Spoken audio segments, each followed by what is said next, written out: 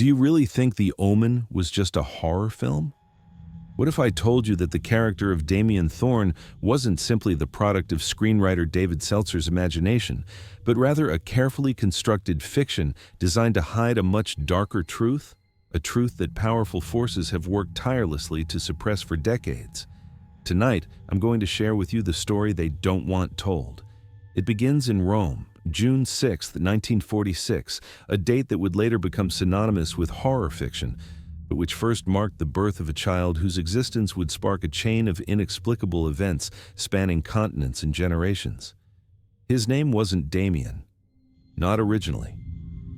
According to documents sealed by the Vatican until 2067, he was born Robert Thorn, no relation to the fictional ambassador from the film. The timing wasn't coincidental. The post-war chaos provided the perfect cover. The birth itself was recorded at a small private hospital on the outskirts of Rome, a facility that mysteriously burned to the ground 3 weeks later, destroying all records within. All 7 staff members present during the delivery died within 18 months. Accidents? Mostly. A hit and run, a fall, a drowning, a gas leak. The official investigations found nothing suspicious, nothing connecting them. Coincidences. The child was adopted by an American diplomat stationed in Italy. This much mirrors the film. What the film changed was the diplomat's identity and the circumstances. According to files declassified in 1998 and quickly resealed, the adoption was facilitated by Cardinal Stephen Valenti, who would later be found dead in his chambers, throat slit, by what forensic experts described as an unusually precise cut with an unidentifiable implement. The case remains unsolved. The Thorn family returned to Washington, D.C. in 1947. For 5 years, nothing unusual was documented, nothing public at least. But recently digitized journal entries from the family's housekeeper, Maria Coletti, tell a different story. Animals found mutilated on the property. The child speaking in his sleep in languages he had never been taught, temperatures dropping dramatically whenever he entered a room. Maria disappeared in 1952. Her journal was found in 2007, hidden in the wall of her sister's home during renovations. Her sister had claimed for decades that Maria had simply returned to Italy. No immigration records exist to confirm this. She never contacted her family again. The first death directly connected to Robert occurred on his 5th birthday. A photographer hired for the party was later found hanging from the oak tree in the Thorn family garden. The official ruling was suicide, despite the fact that the man had just received a substantial promotion and had purchased engagement rings the previous day. Photographs from the party were never recovered.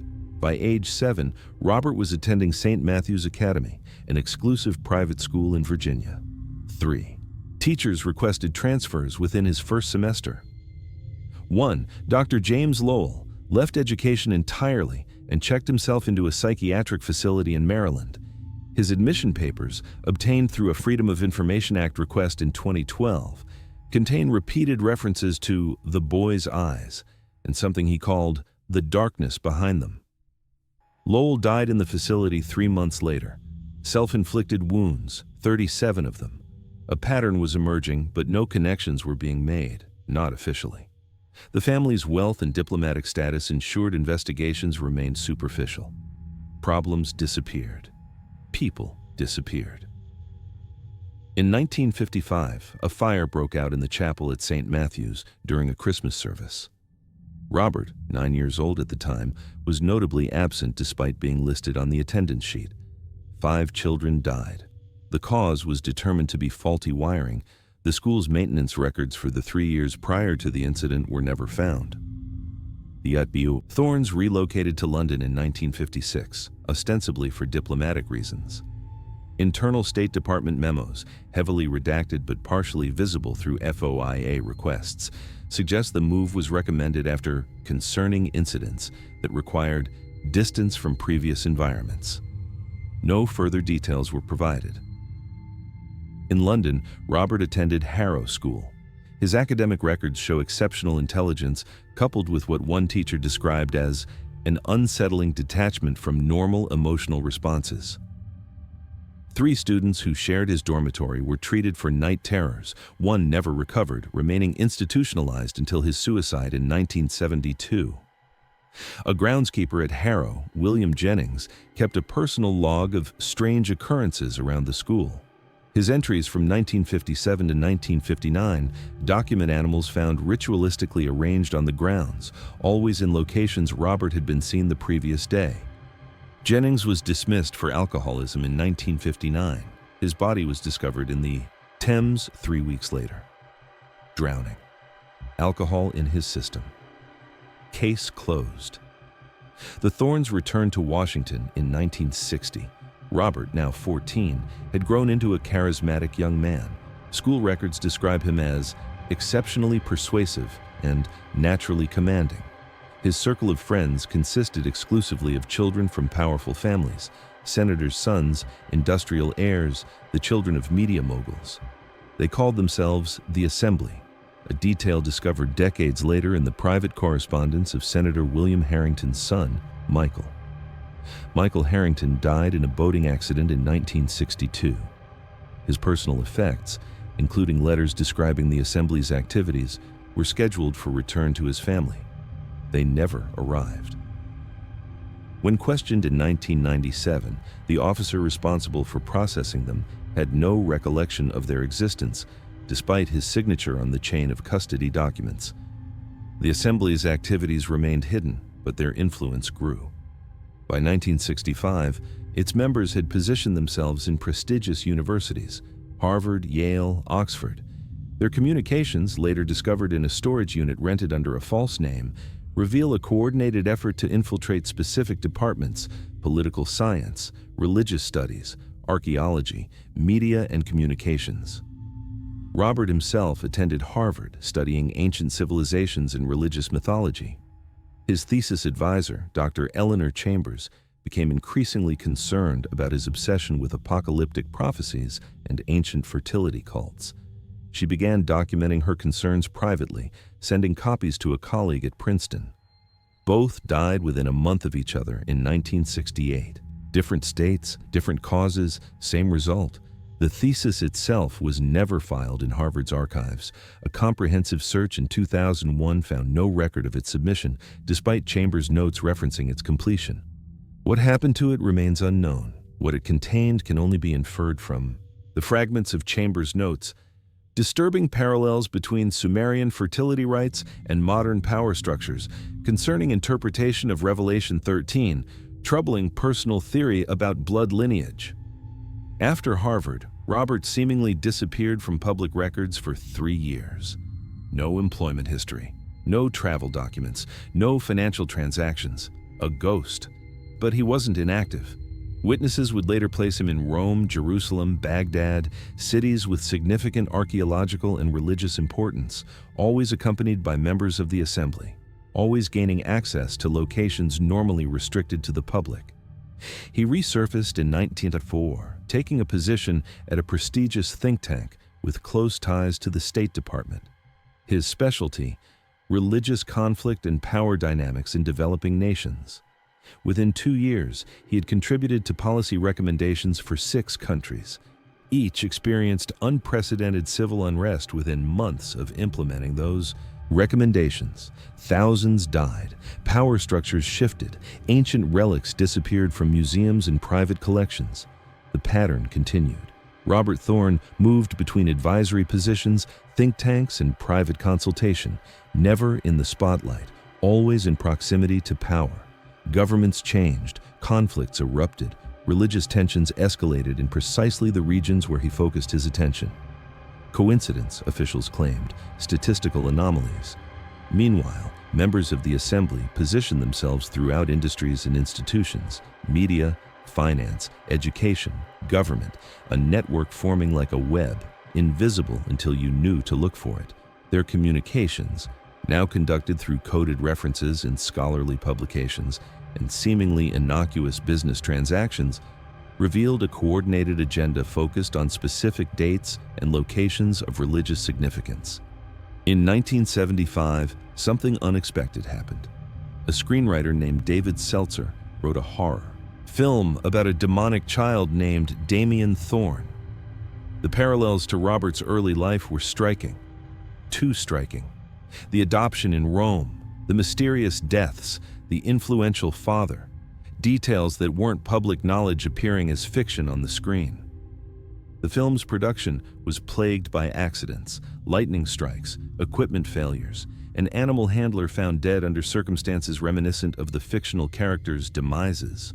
The mainstream press reported these as publicity stunts. Industry insiders knew better.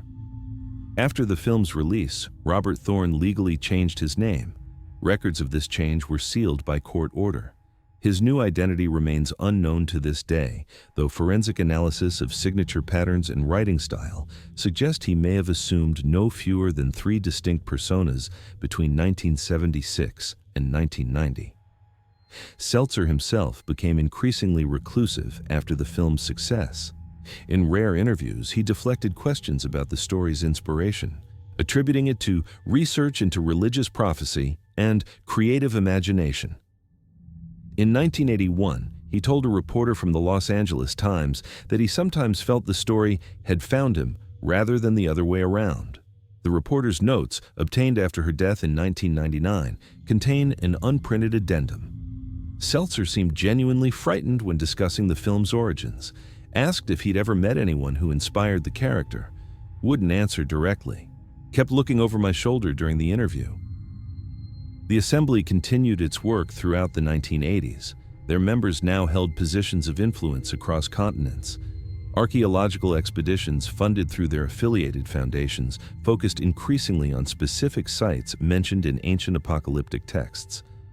Items recovered during these expeditions rarely appeared in museum catalogs. Documentation of their discoveries often disappeared from university archives. In 1989, a researcher at Columbia University, Dr. Sarah Keller, began connecting these disappearances. Her work, originally focused on cataloging missing artifacts of religious significance, uncovered patterns that pointed to deliberate suppression and collection. Her research notes detail growing concern about organized removal of specific classes of artifacts, sharing symbolic connections to end-times prophecies across multiple faith traditions. Keller died in a house fire in 1990. The official investigation cited faulty wiring. Her research was destroyed. Backups she had stored with colleagues were reported stolen or lost within weeks of her death. One colleague, Dr. Marcus Reed, continued her work in secret. His body was found in his office in 1991. Self-inflicted gunshot wound, no note, case closed. Throughout the 1990s, the Assembly's influence expanded into digital media and emerging technologies. Early internet forums moderated by individuals later connected to the group focused on obscure religious discussions that often centered around specific prophecies and bloodlines. Information shared on these forums would disappear without explanation. Users who asked too many questions found their accounts compromised or their personal information leaked. In 1996, an anonymous package arrived at the office of investigative journalist Peter Kaufman.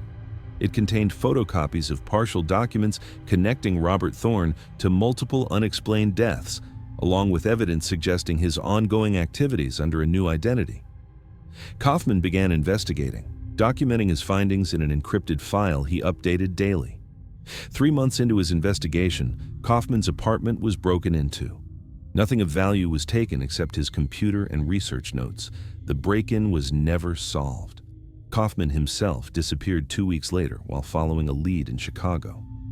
His encrypted backup, delivered automatically to a colleague after a predetermined period of inactivity, was corrupted beyond recovery. Only fragments remained, including repeated references to the child grown to man and preparation for the appointed time. The story might have ended there. Another disappeared investigator, another dead end.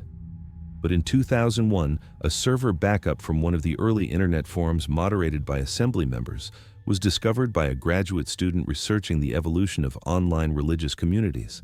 The backup contained private messages between moderators discussing RT and his current activities, confirming he remained active under a new identity. The messages referenced the approaching convergence and necessary preparations for 2026. The student, Miguel Santana, published his findings in an obscure academic journal. The article was retracted within days due to methodological concerns. Santana's academic advisors suddenly withdrew support for his research. His funding was canceled. His university access revoked. He returned to his family in Mexico, abandoning his studies entirely. By 2005, a series of private emails leaked from a prominent think tank revealed discussions about historical sites that needed special attention before the anniversary. The exact anniversary remained unspecified, but archaeologists noted that the locations mentioned corresponded to sites associated with ancient fertility cults and apocalyptic prophecies, the very focus of Robert Thorn's missing Harvard thesis. The individuals involved in these email exchanges held positions in government cultural agencies, private security firms, and religious organizations. When journalists attempted to investigate further, they encountered classified information barriers, closed archaeological sites, and sources who suddenly refused to speak. One journalist, Elena Morales, persisted despite warnings. Her investigative notes were found in her apartment in 2007. She wasn't. The case remains open.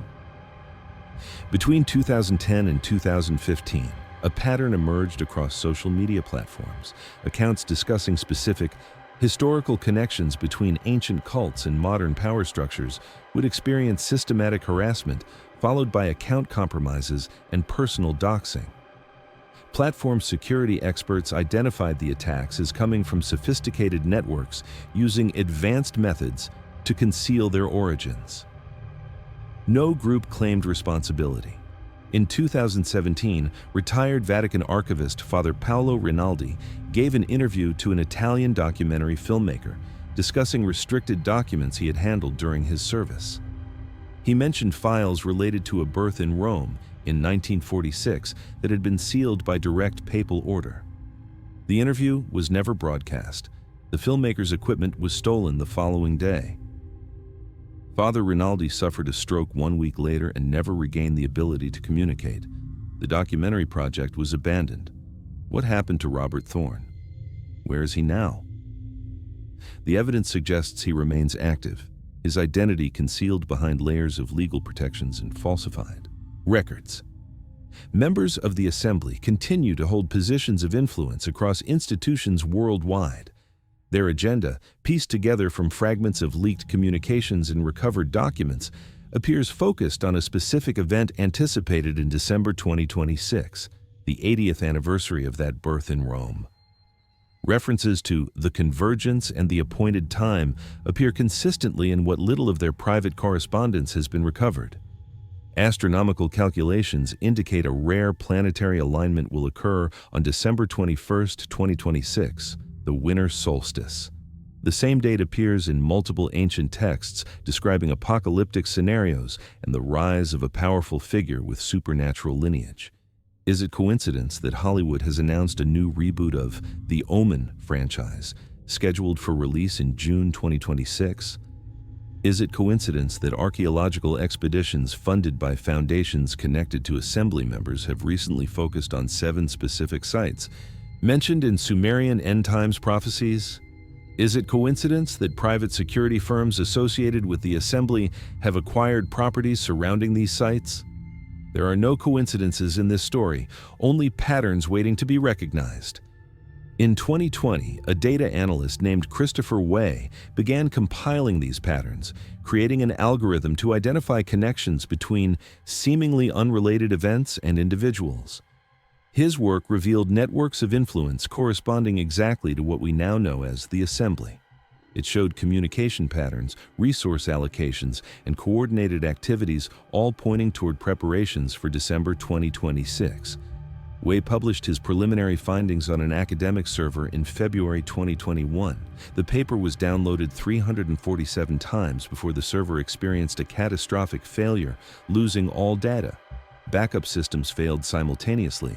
Wei's personal devices were compromised the same night. His research vanished. Way himself requested a leave of absence from his university position the following week. His colleagues reported he seemed uncharacteristically anxious and withdrawn. In his final email before disappearing entirely, Wei wrote to his sister, "If anything happens to me, remember that patterns don't lie. They're preparing for something." December 21st, 2026, "I've seen too much. Don't look for me." His sister reported him missing 3 days later. The investigation remains open. Wei has not been found. What exactly is being prepared for 2026? The fragments of information point to a ritual of some kind. A convergence requiring specific artifacts, locations, and bloodlines. The same elements that appeared in Robert Thorn's missing Harvard thesis over 50 years ago. The same elements that have driven the Assembly's activities across decades. In 2023, a former security contractor who had worked for a foundation connected to the Assembly came forward anonymously, claiming he had provided protection for excavations at sites in Iraq, Turkey, and Egypt. He described artifacts recovered but never documented, sealed containers transported under diplomatic protection, and facilities being prepared at each location. "They're building something," he stated in his anonymous testimony. "Something that connects these sites, something that requires specific astronomical conditions." The contractor disappeared shortly after his testimony was recorded. His identity remains protected by journalists who fear for his safety. The most disturbing aspect of this unfolding story is how successfully it has been kept from public attention. Incidents reported locally never connect nationally. Investigations stall. Evidence disappears. Witnesses recant or vanish. Journalists abandon stories. Researchers change focus. The pattern itself becomes the most compelling evidence, a systematic suppression of information spanning generations. And now, as we approach the 80th anniversary of that birth in Rome, activity is accelerating. More archaeological sites closed for restoration. More artifacts disappearing from public collections. More researchers reporting harassment and threats. More media attention directed toward manufactured controversies and away from these patterns. You're watching this now because something in you recognizes the truth when you hear it. Something in you sees the pattern forming. But be careful. They're watching too. They've become adept at identifying those who notice, those who connect the dots. The Assembly's reach extends into social media algorithms, search engine results, communication platforms. The moment you begin searching for verification of what I've told you, you become visible to them. Why am I telling you this? Because the truth needs witnesses. Because patterns only have power when recognized. Because December 21st, 2026 approaches, and whatever has been set in motion must be understood before it can be stopped. The fictional Damien Thorn was created to hide the real Robert Thorn. To transform truth into entertainment. To make you dismiss the pattern as familiar fiction. It worked. For decades, it worked. But fiction cannot contain the truth forever. Reality bleeds through the edges. As you watch this, consider what I haven't told you, what I can't tell you without putting you at greater risk. Consider the patterns in your own experience, the unexplained events, the disconnected news stories that felt somehow related, the sense that something is building beneath the surface of everyday reality. You've felt it. That's why you've watched this far. The true story behind Damien Thorn isn't just historical. It's ongoing, evolving, approaching its culmination. December 21st, 2026 is not just another winter solstice, not just another planetary alignment. It's the moment the Assembly has been preparing for across generations. The moment Robert Thorn, whatever he calls himself now, has dedicated his life to reaching. What happens then? The fragments of evidence suggest a ritual designed to fulfill prophecies spanning multiple ancient traditions. Prophecies about a child born of both human and inhuman bloodlines, destined to bring about a fundamental transformation of reality itself. Not the end of the world, but its rebirth under new authority. Under his authority. Do I believe this? After tracking these patterns for years, after seeing what happens to those who probe too deeply, after witnessing the systematic elimination of evidence and witnesses, yes, I believe something is coming, something that powerful people have worked for generations to prepare, something centered on a person whose life has been carefully concealed behind layers of fiction and misdirection. You don't have to believe. Not yet. Just watch. Pay attention to the patterns as they continue to emerge. Notice the archaeological announcements in the coming months, the unexpected deaths or disappearances of researchers in specific fields, the subtle shifts in how apocalyptic prophecies are discussed in mainstream media, the growing number of closed sites around the world, the convergence of seemingly unrelated threads, all pointing toward December 2026. By watching this, you've become part of the pattern. The algorithm that delivered this to you has marked your interest. Your digital footprint now includes this information. They'll know. They always know. But there's safety in numbers, in awareness spreading beyond their capacity to contain it. If enough people recognize the pattern, it changes. Reality shifts, prophecy falters. The future is not fixed, even if forces have worked for decades to arrange its specific unfolding. Remember, December 21st, 2026, the convergence, the fulfillment of what began in Rome 80 years earlier, the culmination of the Assembly's work across generations, the moment Robert Thorn, the real Damien, has been moving toward his entire life. Watch carefully. Trust the patterns, not the explanations offered for them. Question the coincidences. And if you truly understand what I've shared, leave a specific comment below. I see the pattern. Nothing more. Nothing that would draw undue attention.